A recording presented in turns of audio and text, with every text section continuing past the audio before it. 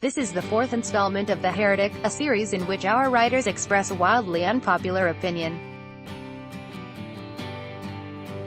I thought I had descended into reality TV hell when I found myself watching Mama June on TLC's Here Comes Honey Boo Boo discuss her neck crust. That's the stuff that gets caught in the folds of your neck.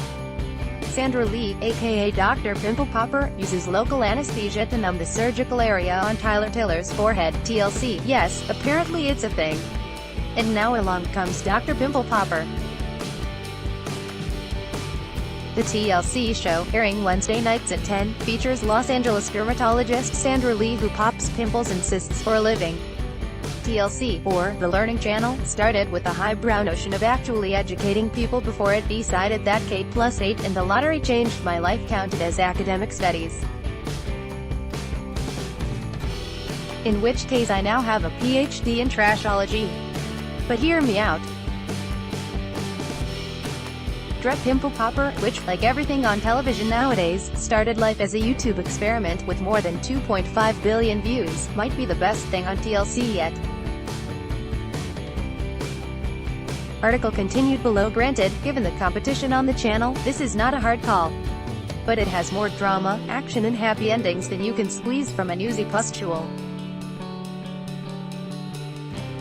It's everything you want in a tight procedural, and the visuals make you realize that the fake doctors on CBS's Code Black are actually defibrillating rubber mannequins while Drive Lee works the real thing.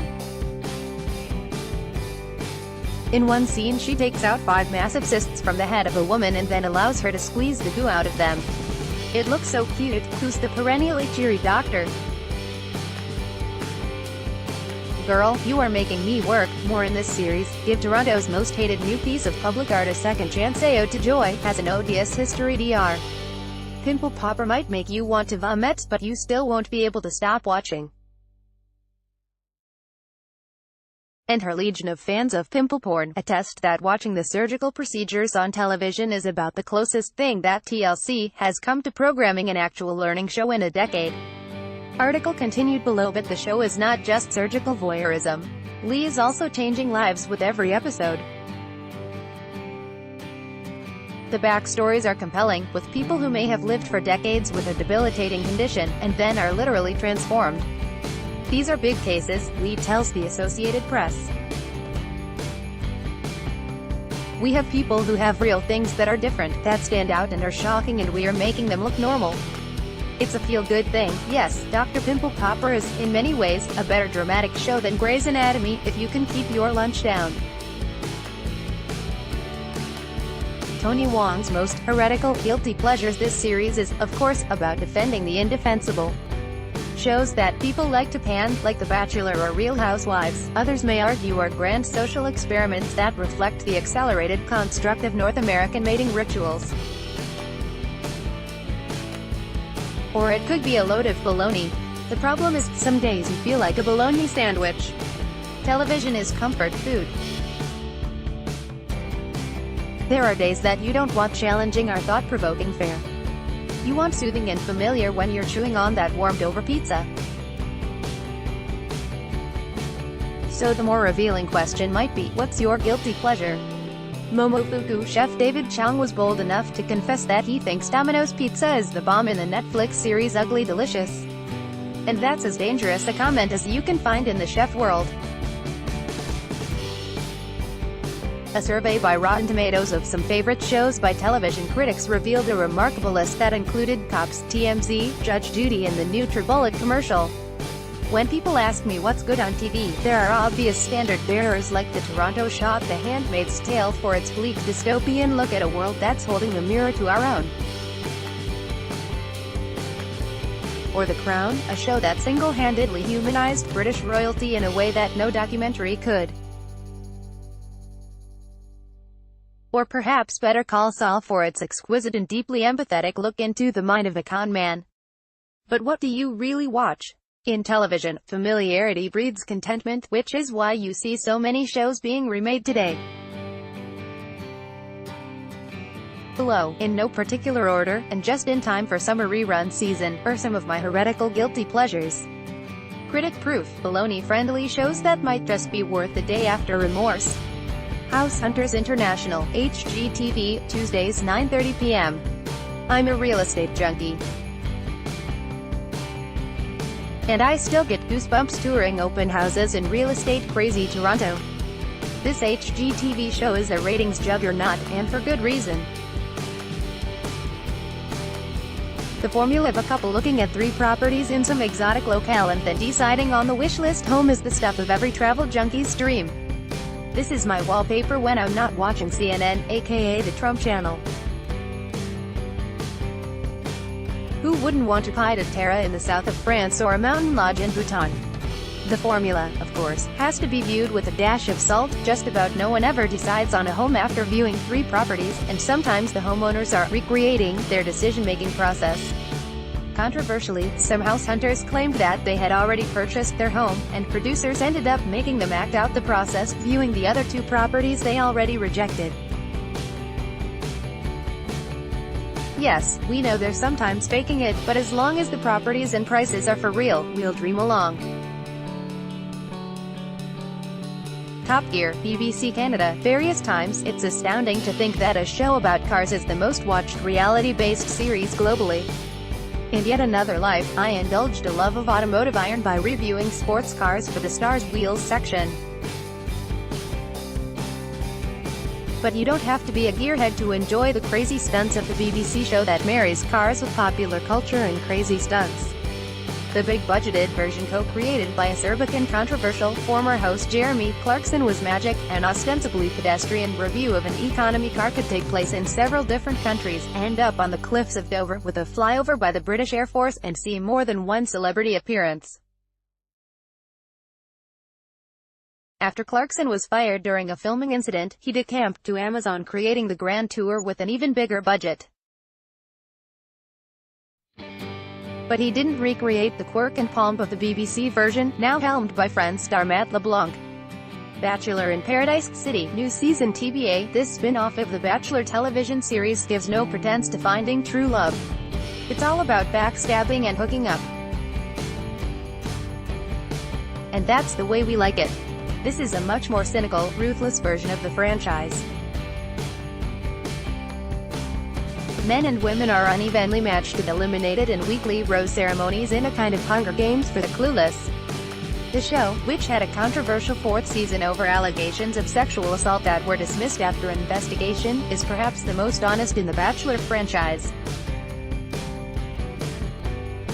It's not about being there for the right reasons. It's showing off your abs, drinking free booze, and getting lucky. No shame in that. Unreal, Lifetime, Mondays at 10 p.m. Unreal is fearlessly dark, witty and surprising. A send-up of dating shows like The Bachelor, it examines issues such as racism and misogyny while dealing in a subject that is often seen as trite.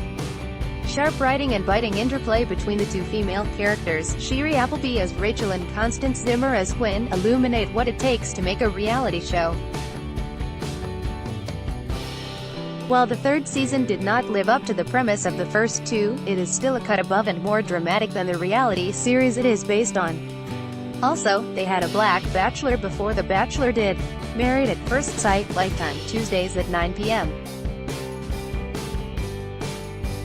What idiot would get married to someone without at least seeing a picture of them first?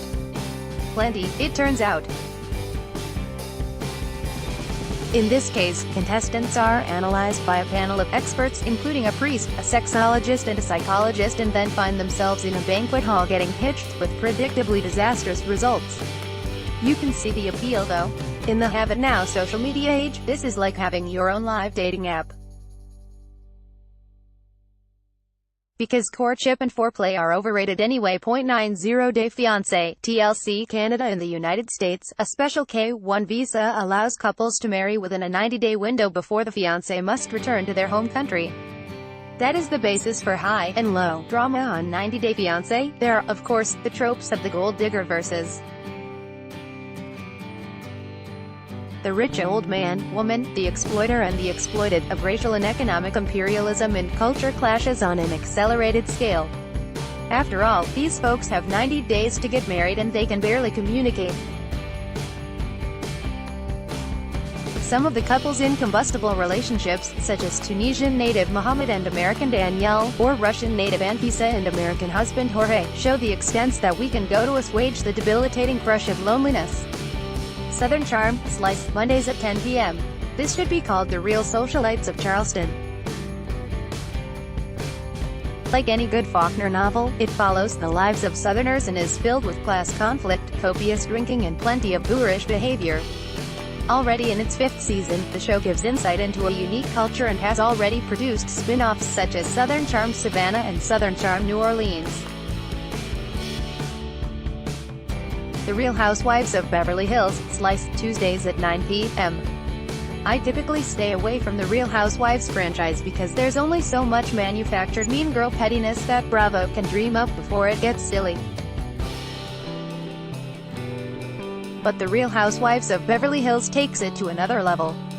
Where the Toronto version was unbearably tame, Beverly Hills is in another league when it comes to faking it, and this franchise excels at that existential, superficial craziness framed by a sense of place. From the size of the mansions, to the number of Birkins in the closet, these all become weapons of mass destruction when combined with the insecurity and extreme narcissism of minor celebrities who think they should all have been bigger. Into the Badlands and Preacher, AMC. I am clumping these two shows together because AMC has excelled at making good-oriented action shows lately, taking the mantle away from the now-defunct Spike TV, but the shows are a major step up in quality from the schlocky action fare normally associated with the genre. AMC programming president David Madden calls his lineup prestige popcorn, whatever that means. Into the Badlands is a dreamy kung fu western that features the best wushu martial arts on television. And it also features a rare male Asian lead in Daniel Wu. The comic book-based Preacher is about a preacher with a questionable past with supernatural powers, brought to you by executive producer and comedian Seth Rogen. Both shows are ridiculously violent with comic undertones, but are also vastly entertaining time wasters. Exactly what you want in a guilty pleasure. Tony Wong is the Star's television critic based in Toronto. Follow him on Twitter, @TonyDwong.